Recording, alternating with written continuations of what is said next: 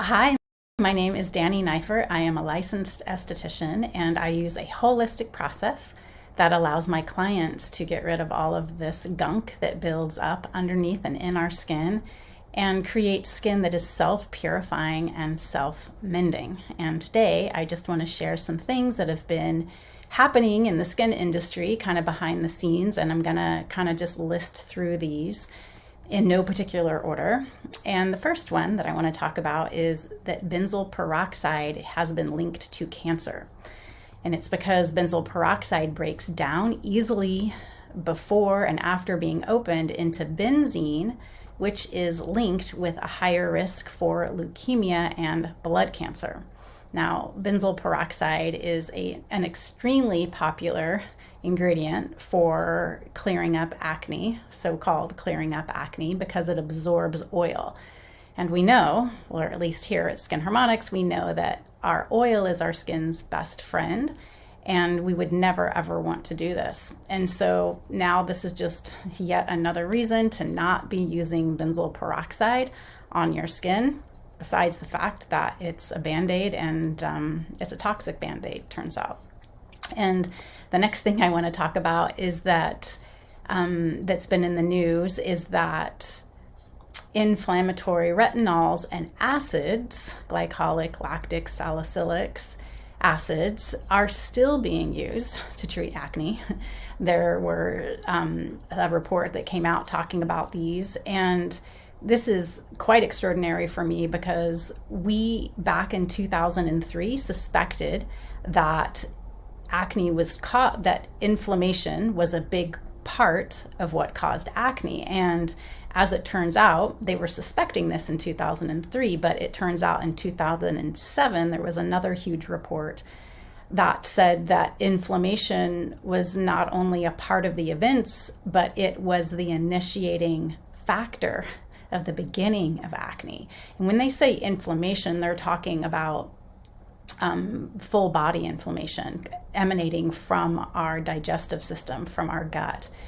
And we know now so much more about our microbiomes than we did back then. And there are so many doctors now that can no longer say that this is quackery, that microbiome imbalances aren't real. And so we knew this back in 2007. And so it's wild to me that we're still, if inflammation is the main cause of acne within our body, why would we, using these topicals that are highly inflammatory, retinol and all of these acids, lactic, glycolic, and salicylic acid, this is pretty much just like throwing gasoline on a fire. And that's essentially what it does. It dehydrates our skin, which we know is the beginning of the end to our skin. It's like our skin just can't do anything if it's lacking water. Okay, so that was, every time I see that in an acne report, I'm still just kind of blown away. And mostly because these are the companies that have the money to bring this for them to be tested. There's a lot of money in the sales of these ingredients. And so of course they can, they have everybody and all the staff they need to make sure that this gets on the right desk. So, okay, then we're going to move on to the next thing that's been in the news, and that's antibiotics being used for acne. And there's been a lot of concern around antibiotics being used for acne because antibiotics has always been meant to be a short-term reset. And what it's turned into, and doctors are admitting this, is they can't enforce this 3 to 6 month use.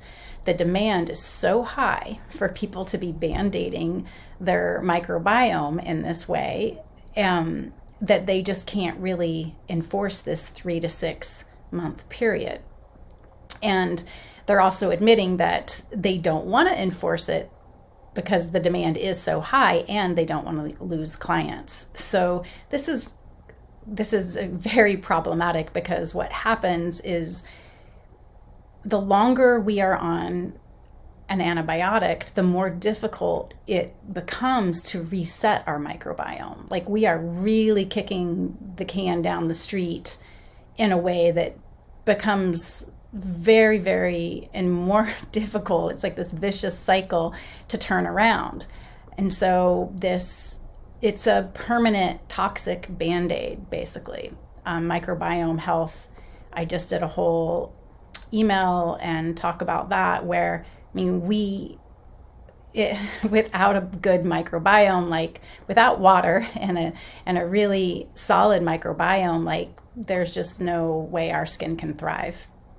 So that was a report I wanted to share. And then the other is that caustic creams, all of the acids, which are pretty much just another step up from a chemical peel, they're also still being used for actinic skin lesions. And again, this is just another Band-Aid.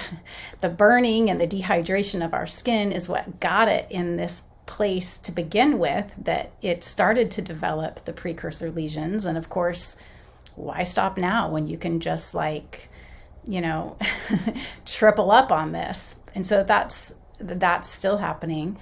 And then something else that's been in the news is that plastic surgeons are reporting that facelifts are falling.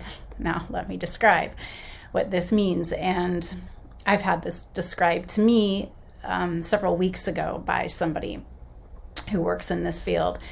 Is that what's happening is that for people who are getting a lot of injections, that means Botox and volumizers, when they go to have a facelift 10 years later, when the plastic surgeon goes to lift the skin, they're lifting it, but when they're putting it back down, it's somewhat of a taffy effect, but there's so many pockets and incongruencies within the skin, the dermal matrix, the epidermal and dermal juncture, that it kind of moves, like they pick it up and it kind of moves like taffy across the skin, and then they set it down. And so parts of it are falling and some parts aren't. So it's like this very mottled, uneven look that's happening, where you might get like this part was up, but then in the middle of the forehead, this is down. So it's like it's not an even moving of the skin anymore, because the tissue has been so damaged. So this has been happening a lot, more than any plastic surgeon wants to admit right now, and being kind of swept under the rug, and people are trying to keep the volume down on this right now. But I want all of my people to know about this. I think I have one more thing to share that was been in the news, and interestingly enough, I think this is actually relevant to us in the Skin Harmonics world, is that the price of cocoa butter, and cocoa and thus cocoa butter is up 163% since January. So this is kind of the news that wow. That I've been, and to be transparent, I've been in a kerfuffle about this for quite a while, because this has been happening slowly, but now it just went through a huge increase. So I am trying to figure out how to navigate, needing to get really high quality organic cocoa butter, and finding a way to navigate this immense increase. So that's the kind of thing that's been in the news lately, and I wanted to just share this with each of you. And this is just another reminder about why it is so important for us to address the root cause of our skin issues. Not, for one, it's just more efficient.